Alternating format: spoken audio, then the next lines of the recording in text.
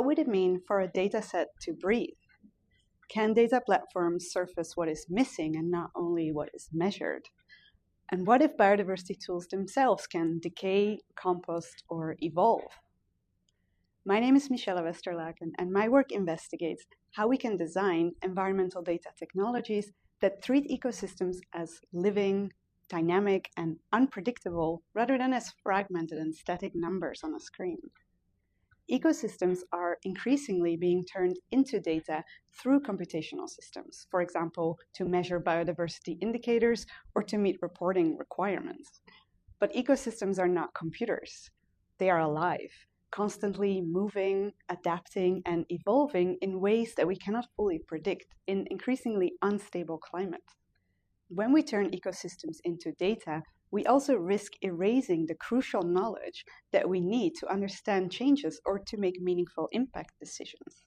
So my goal is to spark real innovation in ecosystem data technologies to help us shift from human or technology-centered design towards a more planet-centered design that helps different stakeholders work with data to collectively repair our relationships with ecosystems.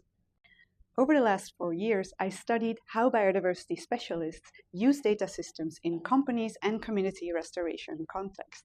I recently presented the outcomes of this research at the Living Data Conference in Bogota, Colombia, at the largest global biodiversity data conference, and also at the Information Plus conference, where the latest research and practices in the field of data and information design were shared. And besides publishing research, here I also presented a new design brief that translates these research findings into actionable openings for design and innovation.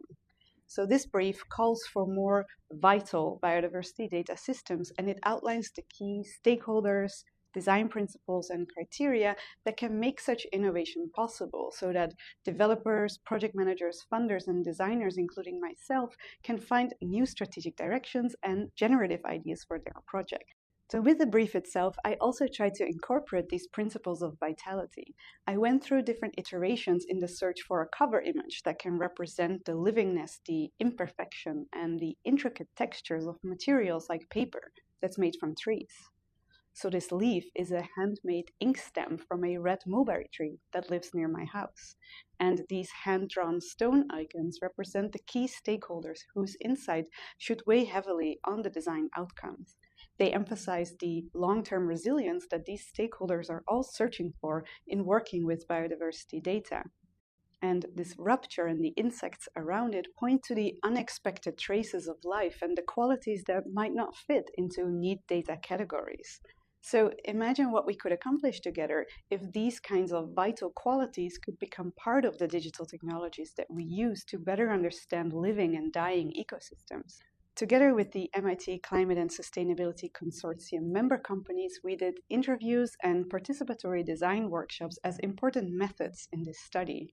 So with these biodiversity specialists, we explored how regenerative supply chains can be supported by more meaningful data practices.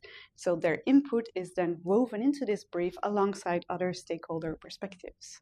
I'm excited to continue working together to develop new data design proposals through these participatory processes over the next year. Together, we are reshaping ecosystem data practices in ways that can empower people to navigate sustainable transitions and to support regenerative ecosystems. Thank you for watching.